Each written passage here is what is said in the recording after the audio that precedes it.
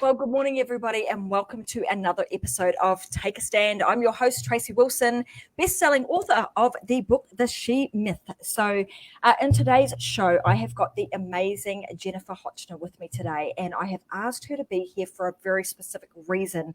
She is a licensed professional who actually specializes in EMD and somatic experience, if I got that right, and also psychotherapy. So she's been working on that for over 10 years. She's probably going to correct me. I probably haven't got that quite right, but we'll get to that in just a moment. She's actually really specializing in trauma and also spiritual growth.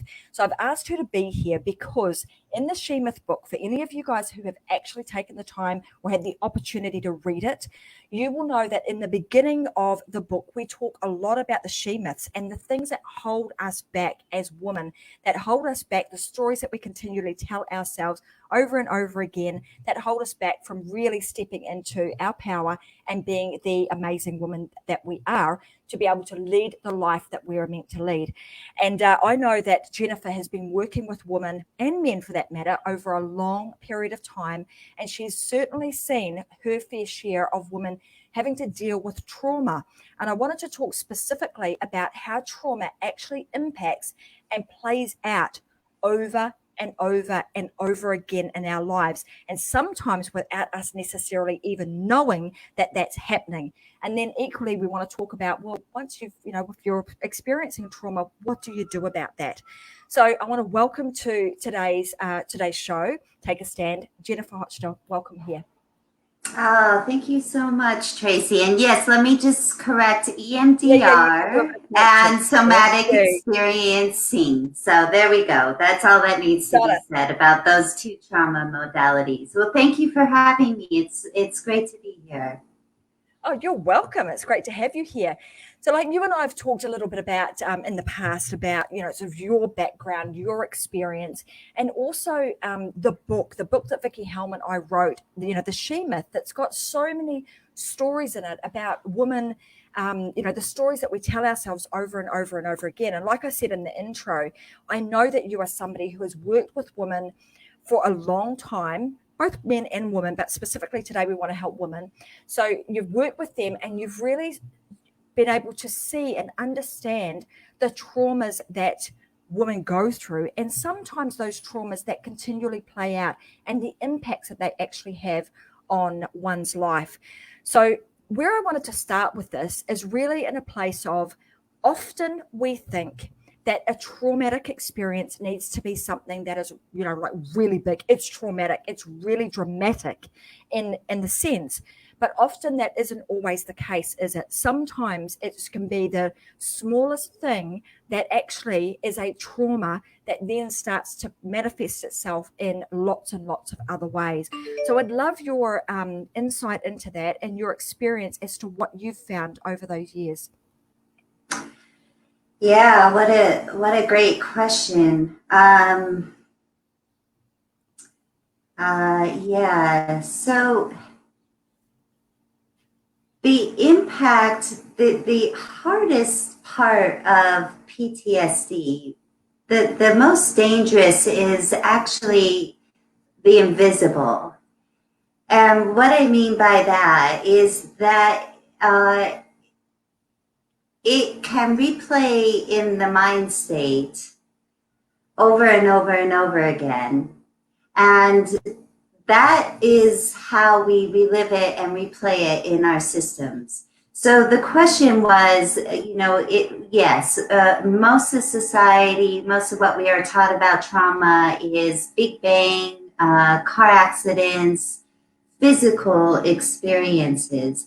But actually, as we have researched trauma more and more, we are discovering what we call complex trauma or developmental trauma. And this is more of how we internalize psychological and emotional messages about ourselves.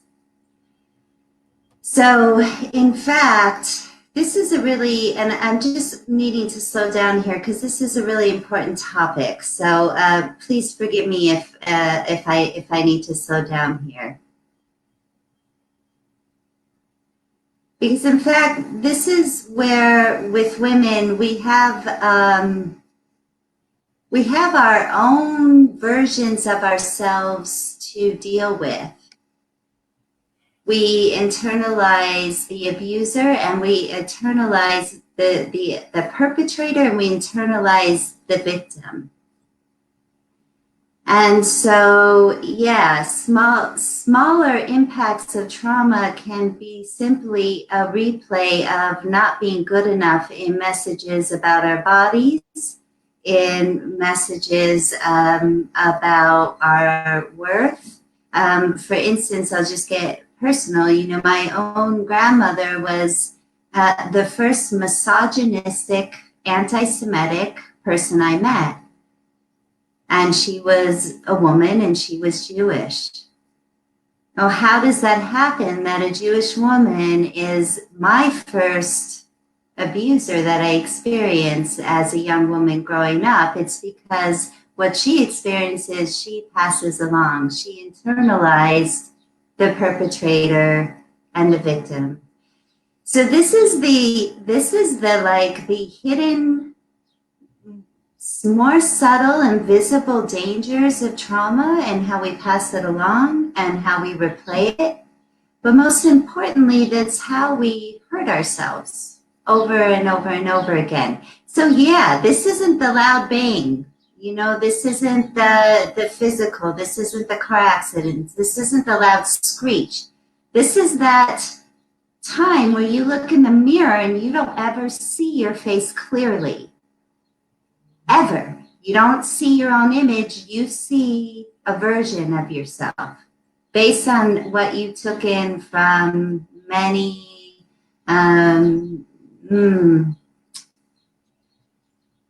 conditioned traumatic views that were your reflection of yourself. So I'll just pause there and let you ask more questions. I'm not sure if I quite answered that, but No, that's great. And I just want you to know that, like, today, the intention here is that we do take our time. I want to give you as much time as you need to gather, what you need to say, because I can very much see that you're, kind of taking this in and wanting to give across the right information to the right people at the right time. So I think this is very much, it's an interesting thing, because I think it's one of those moments that the right people are going to be listening to today. And I want to give you as much time as you need in the most gentle way as we possibly can, so that this message, because it is so important that we get this across in a gentle manner, that the right people actually receive it when they need to. So I just want you to know that. So if you need to slow down, that is no problem by me. So in terms of, like you saying, often it's the invisible, things that happen to us. We don't always see it. Like you said, we don't see that big bang. It's not the big traumatic thing, like visible, I've been hurt in an accident or something like that. And that's the trauma. It's the trauma, like with you talking about your grandma and her, that most like a constant, it almost starts with a set of words, and then reinforced over and over and over again, right? And then a moment where you're like, okay, you sort of, something must happen where you start to actually believe. And that's that shift, is it, where you're going from, okay, so these words have been said, I've heard them enough times, so therefore they must be true, and therefore we take them. And talk to me more about this internalization piece. yeah, thank you. So so if we're going to continue to use the word trauma here, we have to involve the nervous system. Because, that's kind of the way that we can distinguish trauma from maybe just having identities of ourselves. Okay, so if we're going to use trauma here, we're talking about the nervous system and its language. The nervous system lives in fight, flight, and freeze. It has its own communication system. It's our internal instinct that is constantly telling us, am I okay? Am I safe? But now what we're learning about trauma is this is not just a physical question. How we feel safe and how we feel okay actually now is not just about whether we're going to be eaten by a tiger.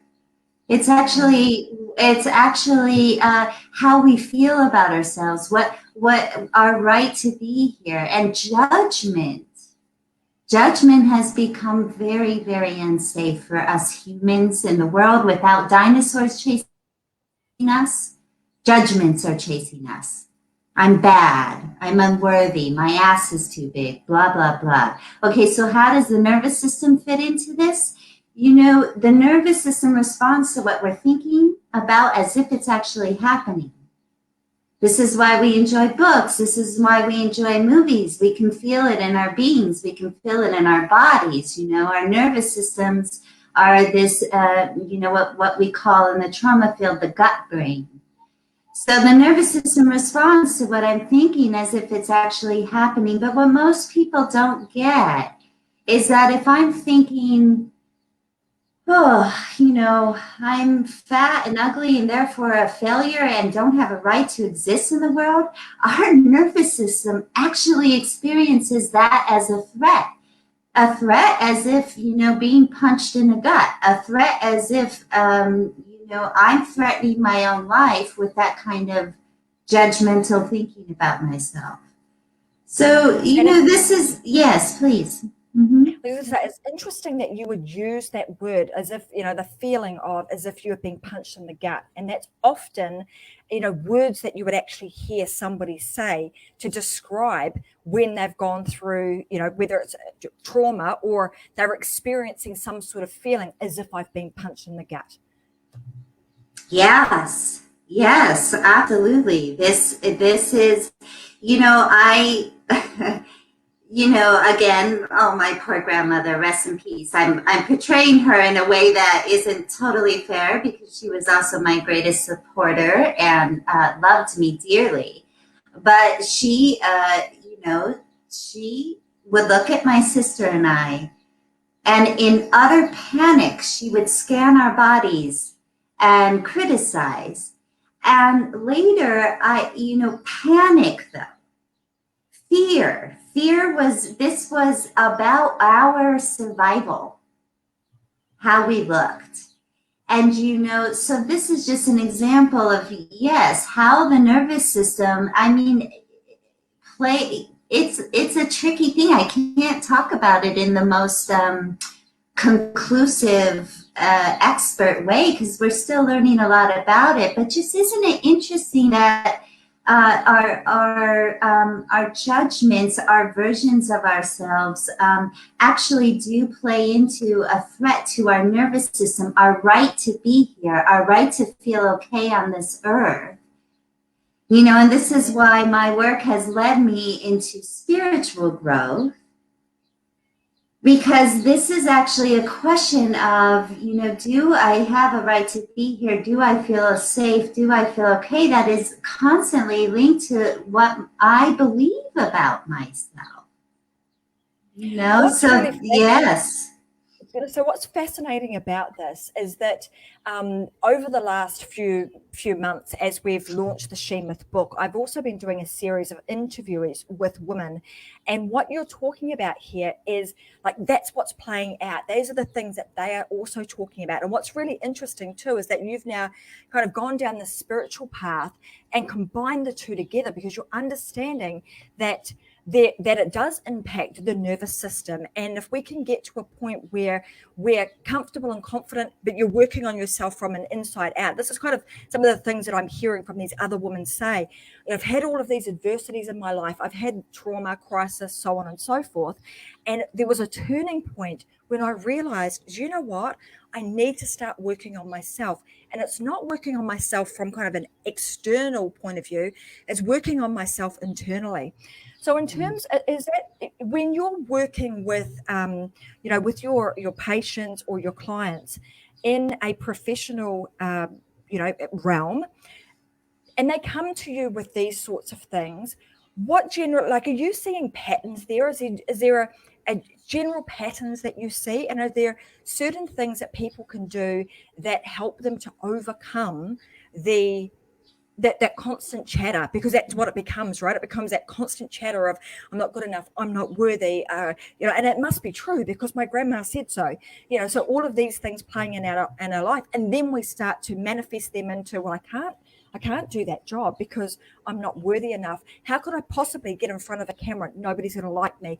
I can't possibly wear that piece of clothing because my butt's going to look big. Whatever the case may be, we start to kind of take those stories and we insert them over and over and over again into different parts of our life.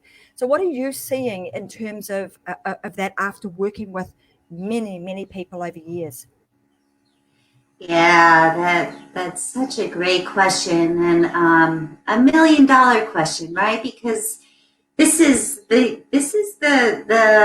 patterning of being human. The trauma of being human is that if I could just invite the human and not just pull out the women here. Of course, that's what we're focusing on, but that that we have a tendency to live ourselves, to know ourselves through the versions, the images, the ideas, the patternings, the beliefs. That is the reflection that we live with over and over and over again. So when I'm working with trauma, you mentioned inside out, and you mentioned that so many women now are kind of, that you have talked to, are maybe leaning more towards the spiritual. Well, there's so many angles on that, and there's so many different ways that people are talking about this now, which is such a blessing. I mean, it's really starting to shift. So all I can say is that over the 10 years, this is what has shown up for me, and that is, I had to close my eyes for this.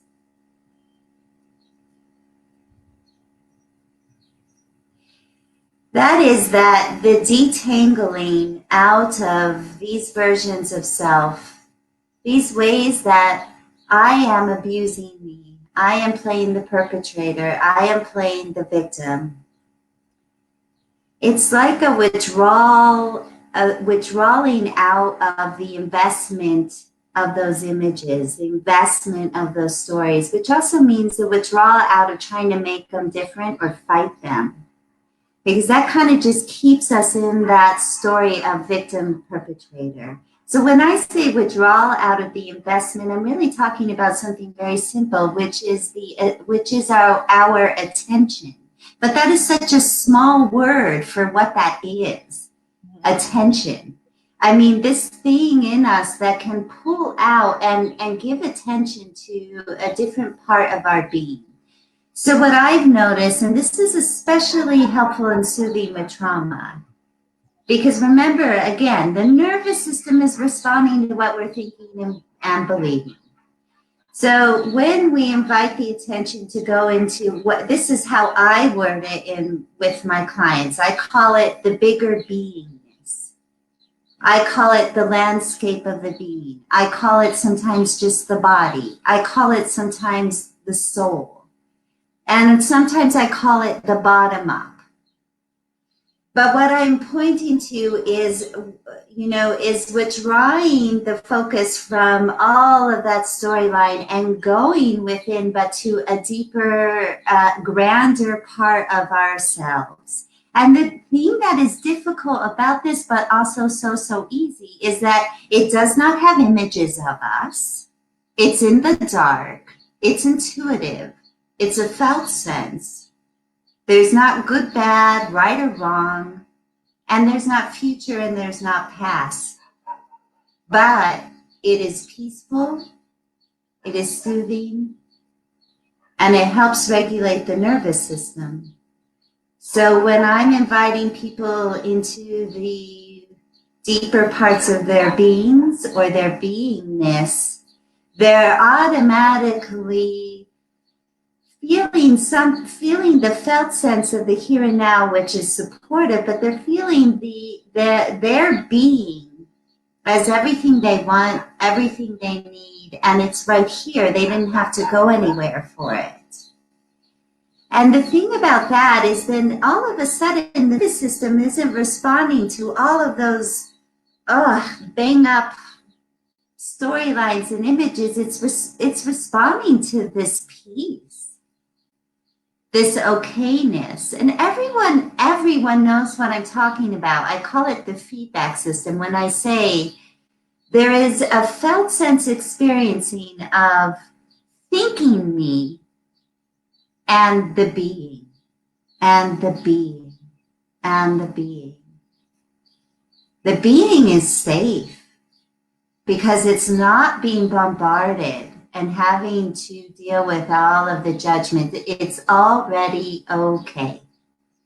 So then the nervous system, when it gets to have a sense of when the attention is brought into this grander landscape of being, I'll just put it that way. I love finding all sorts of different ways to put it. The nervous system goes, oh, I'm okay. I'm safe. And those fight, flight, freeze responses begin to regulate. When those begin to regulate, then the thoughts start to clear up. They start to get more positive. There's more of a realistic, in-tune truthfulness about what we are that shows up. So my description of this is, easier to describe. It's more difficult to do. It's a practice. And it's a very in-person practice, and it is completely dependent on the woman's own source of herself. It's nothing external at all. And that is the beauty of this. This is an internal power that we're accessing. What's really, I suppose, liberating about that is liberating. It is freeing, because when you can do that, and you, like with what you've just described, is that inside of every single one of us, we actually have the power. We're the ones that we have the knowing and that being right inside of you. And so therefore, once you know, and like you were saying, it's a practice, it's a thing that we need to learn how to do. We need to get quiet, we need to focus and be our attention in a particular place. But once you've learned that practice and you're able to do that over and over and over again, that whole connection you're talking about to that nervous system and just getting us out of that kind of traumatic, I'm on edge moment, where you're now calm. My body is, doing all the things that it needs to be doing. I'm feeling a sense of safety, a sense of everything's okay, and a sense of well-being. And I absolutely love that, because that is, when we can shift from, like we talk about the she myth stories, the stories running around in our head, to now, actually, what's the truth here? That's where the truth is, right? The truth is lying from within. So I want to ask this question now. So what are some of the signs, like we open this whole conversation up with like kind of that traumatic trauma, and often, like I said, often people think the trauma is big, when, as we've gone through this, we're now seeing it's not always the big huge thing. It's the silent things. It's the things that actually we often are our own worst perpetrator. So what are some of the signs that one would see that maybe you are in that traumatic phase but not even realizing it? Like, it's the invisible things. How do we recognize that, and then what can we do about it? Yeah. Again, I'll just bring up what I like to call our internal feedback system. And what's so brilliant about this is, we can simplify the signs or our feedback system to pain, or more ease, more sense of alignment, more sense of rightness, more sense of here-ness. So, I could simply say, but this isn't enough, so I will go on. Pain. Pain is the sign. Yeah. But pain shows up in so many different ways. So the language of the nervous system, fight, flight, and freeze, I can talk about that because that's more of the trauma signs. So fight is more in the category of what we would call irritation, anger, and also projecting out to the outer world that the threat is that I'm being attacked, that basically seeing maybe projected into the world your perpetrators everywhere. Flight is more of the, kind of wanting to hide, wanting to run away, and both of the fight and flight instincts are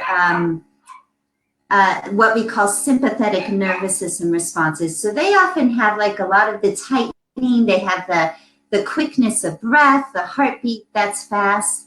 And then we have freeze, which is sort of the granddaddy of the protective instincts. And that's one that a lot of people are familiar with, but it's harder to name and describe. And that's what we associate with disassociation and the parasympathetic. So that's more of the going numb. That's more of the flatlining. You're actually feeling kind of limp and dull.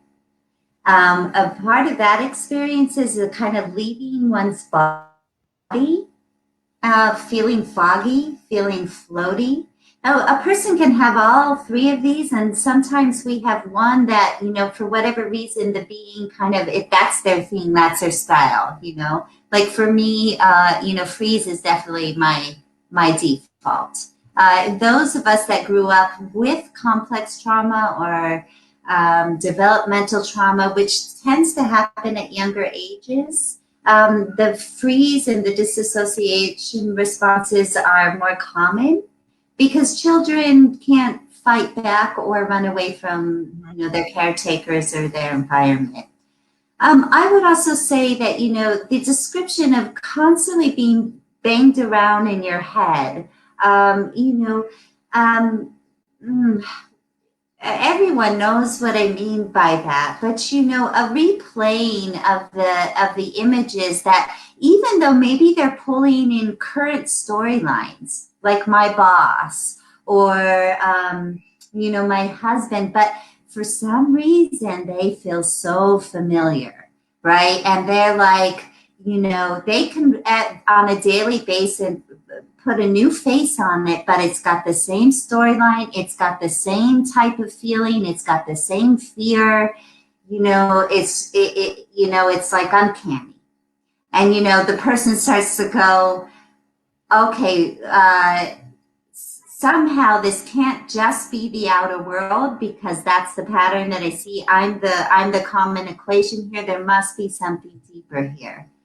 Trauma, PTSD, the beauty of it, if I can say that, it's a catalyst for our evolution. This is maybe more my opinion, but, it's going to keep wanting to see itself until it can heal itself. It's going to want to keep playing itself out until there's a deeper knowing, a deeper seeing, and a rewiring that occurs. That's how I like to look at it anyways. It's not just battering us around to torture us. It's beckoning our attention. So when you ask what to do, it's kind of what we were just talking about moments ago. It's pulling in, and what I like to say, going to the sensations, the emotions, and attempting to uncouple the negative beliefs, the storylines from the felt sense experiencing, the emotions, the sensations. This way, the body actually, the system, the being knows what to do with trauma. Just how when you cut yourself, it knows how to heal. Mm-hmm. Our emotions are so wise. They come, they reach their peak, they go, they have their own energy, they have their force, same with physical sensations. What makes it more complicated is when our interpretations, our judgments, our thoughts sort of catch them and get in the way. Especially thoughts about emotions, right? It's weak to be this way, vulnerable that way. So, when we're talking about what to do, there's really a different relationship with what I call that bottom-up being, where we get out of the way, meaning we, our stories, our versions of ourselves, try to get out of the way and make room for a natural healing process that actually knows what exactly to do with the trauma. Again, when I speak about this, it sounds maybe so simple and easy, but it just takes some gentleness and some time and a different relating to pain. And I guess I just want to say one more thing about that. Pain, I think, if I can say, in this is my own opinion again, in the therapy field, in the psychology field, pain has gotten a bad rap. It's diagnosed. There's labels on it, which I think tends to scare people away from themselves. But in this case, in the way that I'm talking about it, pain is that feedback system that's saying, come closer. I need your attention. Come in. Look at me. Listen to me. Be with me. Heal me. I've got something for you. And, when we can stop being afraid of our own pain and kind of go towards it more and more, that's when we start to feel safer and more home in our being. The nervous system actually is very frightened when we keep leaving ourselves. So that basic attention and turning towards, I tell clients this all the time. I mean, sure, I can be a benefit in therapy, but the more you learn how to turn towards attending to it, I mean, it's no different than picking up that baby in the crib and saying, sweetheart, I got you. That nervous system soothes. So it's so simple. It's so right here. We just got a lot of muck getting in the way. Absolutely. And, it sounds so simple, right? But yet, for some reason, you think about a young child, and if you keep leaving it all the time, how traumatic that is for that young child. Is my mum going to come back? Is that going to happen? Whereas, in fact, we're actually doing that with ourselves. We don't often stop to think about it in that manner. So thank you for bringing that to our attention. I've got a few things coming through actually on the chat today, and I just wanted to acknowledge this. So one of our viewers saying the stories that are never ending, stories are never ending until such time as the healing begins. And that's obviously what we're talking about that today is like you'll continue to play those stories over and over and over again until we do the things that Jen's talking about, and we start healing paying attention to ourselves and being present with oneself. The other thing that I've got on here is how can we move past, this is a question that's coming through, how can we move past things that we have shame and begin to forgive ourselves? So somebody in our viewership is asking that. How can we move past things that we have shame about and then start to begin to forgive ourselves? Yeah, it's such a great question, and I don't want to give an easy fix-it answer. I mean, the question in and of itself shows that the person that asked it cares about herself. So how can we get past our shame? And how did she word it? And heal and begin to forgive ourselves. Yeah, begin to forgive ourselves. How can we move past shame and begin to forgive ourselves? Yeah. I'm just going to take a moment with this. Yeah, this may not be the most satisfying answer to whoever asked this question, but it is actually to move towards the shame. And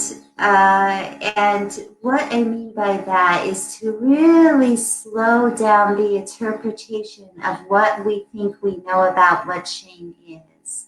So again, I call it bottom up and I call it top down. The top down is our commentator. The top down is our interpreter. The top down is our judger, and the top down is often where our perpetrators, our abusers, our internalized voices live. The top down will kind of slam against or suppress our deeper, more vulnerable emotions. Shame is a very big one. It's got a lot of physical attributes to it. So as I was saying earlier, we want to learn how to not totally assume shame is bad, not totally assume I know what it is yet. And actually, what I guide folks to do is to find it in the being, in the body, how it activates itself. What is its shape? What is its color? What is the felt sense of it? To even ask it, what are you? What are you? And begin to go towards it, to listen into it so it can start to talk to you. And then just like you were saying moments ago, Tracy, now we're setting up that caring relationship between the host and the shame, the mother and the infant, so to speak. Shame is like an infant. I think most people find shame goes way, way back, and almost before we can speak for a lot of us. God, it's, not even ours. It's often what we inherited. But anyways, Forgiveness is also one of those words where we may have that top-down commentator going, you must forgive. This is what forgiveness looks like. This is what you're going to feel like, get past this. I don't know if this is true for this questioner, but forgiveness may have a bit of an abuser or a feeling tone in it that wants the shame to go away. But I'll tell you what, the more and more you can turn towards it, listen to it, be with it, get to know it, listen to it, hear what it's shaming itself about, hear its narrative. The more that you can access that bigger being that knows how to respond to it without judgment.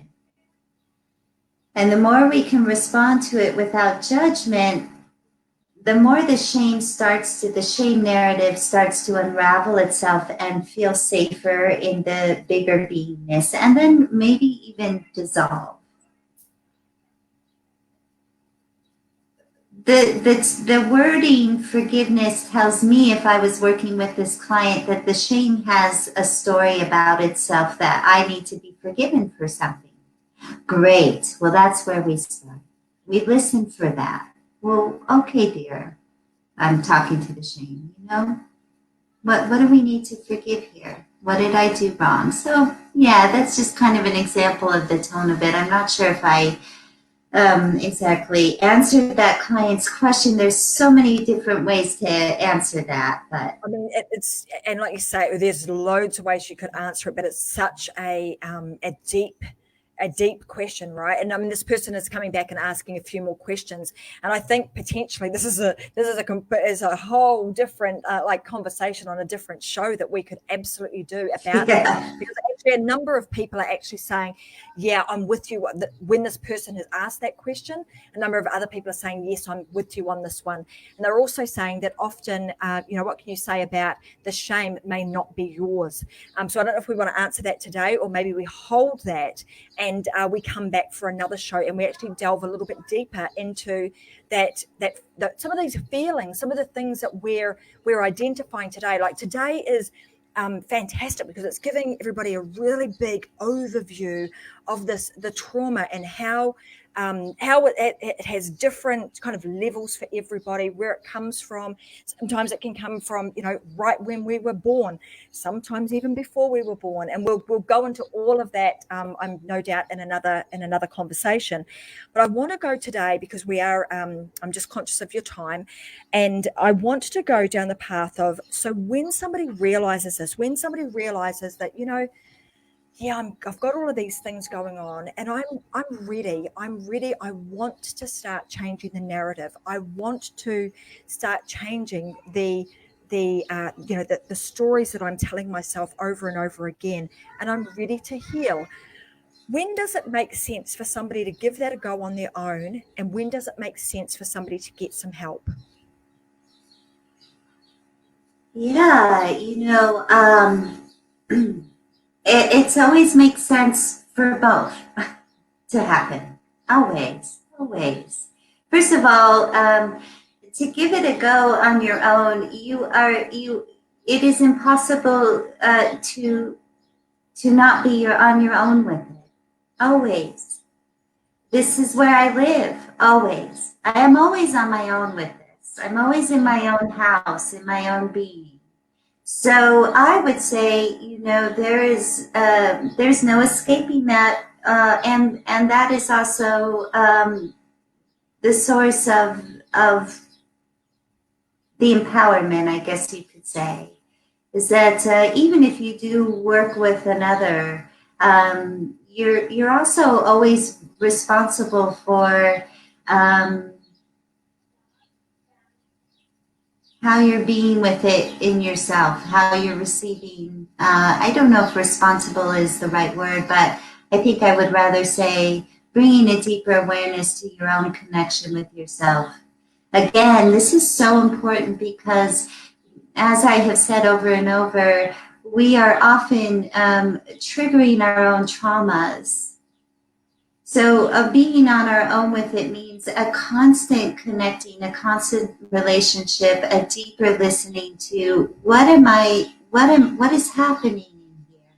What am I thinking and believing? And how can I bring attention to what I call that bigger beingness? That bigger sense of okayness. But getting help is so valuable because oftentimes we need help in witnessing ourselves. So this is where the shows are amazing, groups are amazing, therapy is amazing. This is why we like really good movies. This is why we like your book so much, all of these different stories, because we often can witness ourselves in a different way when we're in therapy, when we're in groups, when we're listening to someone talk. It zooms out and looks in at itself in a deeper way, almost like it bypasses all that brutal commentary for a moment, and you just get to be and see yourself, with a different lens. And so, I would recommend working with someone, even if you're not in crisis. And if that's a therapist, great. If that's a group, great. If that's, journaling, asking for help, being with someone. Really, what we're just doing is magnifying the lens on ourselves, finding a safer way to look in, because we may not be so safe for ourselves through all the interpretations and judgments.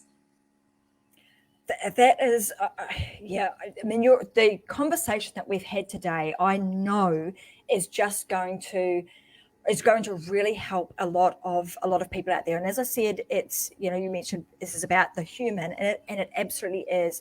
Take a stand is for the female, but it is for everybody. If you're listening to what Jen's had to say today, and that beingness and being with yourself, and putting the attention where it needs to be, which is, internal and on ourselves, to start that healing process, and just acknowledging that from time to time we do take these, if you've got stories running around in your head, it is most likely, some trauma. You're creating the trauma that is allowing it to happen over and over and over again.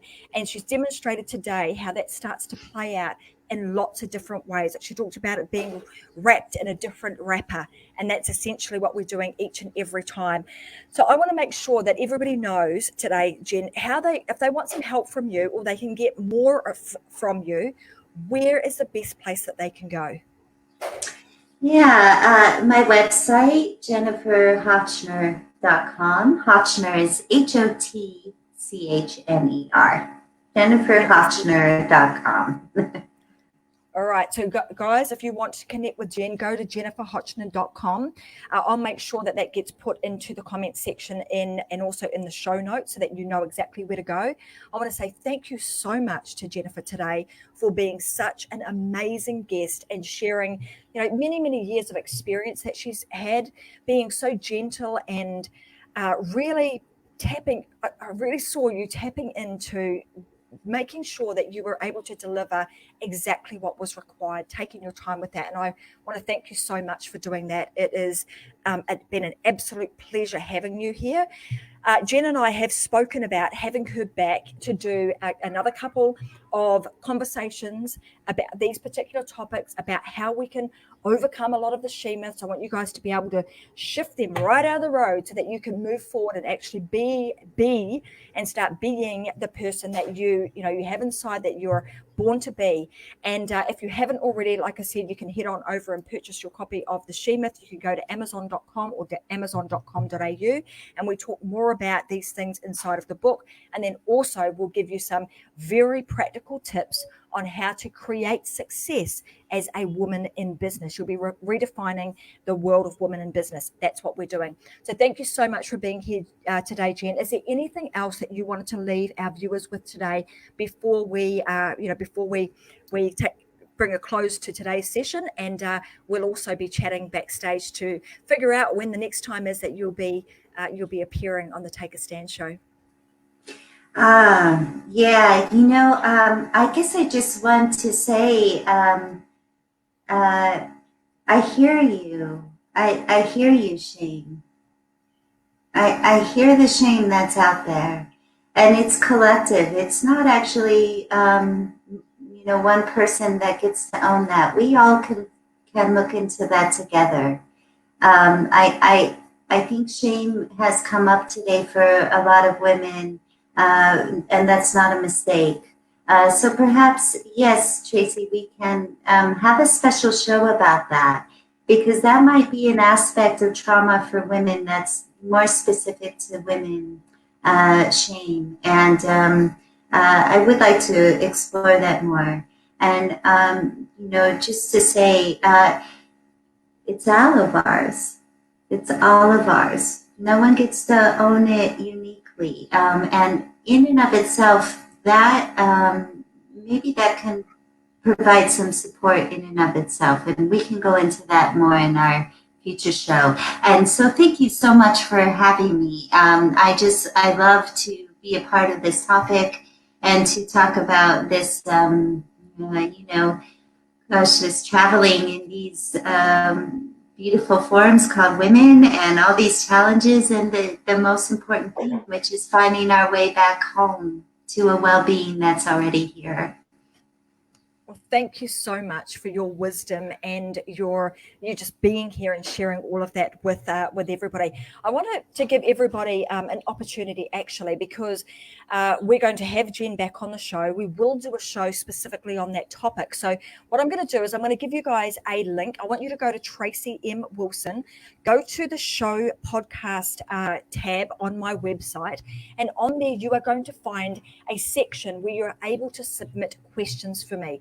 So if there is something specific that you would like us to discuss on the upcoming show that we will do in a few weeks' time, or maybe in a month, with Jennifer, then I want you to go there and I want you to just record your question, and we will make sure that we have an opportunity to answer that on an upcoming episode. So go to Tracy, Tracy, M for Mary, Wilson.com, and find the section that says podcast and show, and on there is an area that you can actually record me a message and send that off to me, so that I can make sure that we actually cover all of that off in some detail on an upcoming show.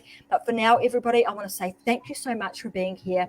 Go out, live your life, stand up, stand firm, and stand out in this world of business, because the world needs you and they need your message and your information right now. So thank you so much for being here, Jen. It was an absolute pleasure having you here, and I look forward to having our next session with you too. I want to have you back. So we'll see you again soon. So bye for now, everybody. We'll see you again soon. I'll be back again with another episode of Take a Stand next Thursday, Brisbane time at 10 a.m. So bye for now.